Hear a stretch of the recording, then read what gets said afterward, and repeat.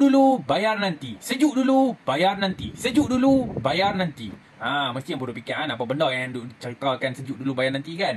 Kami menawarkan khidmat akaun yang boleh bayar secara ansuran. Yang itulah kita nak bawa di sini, iaitu sejuk dulu, bayar nanti.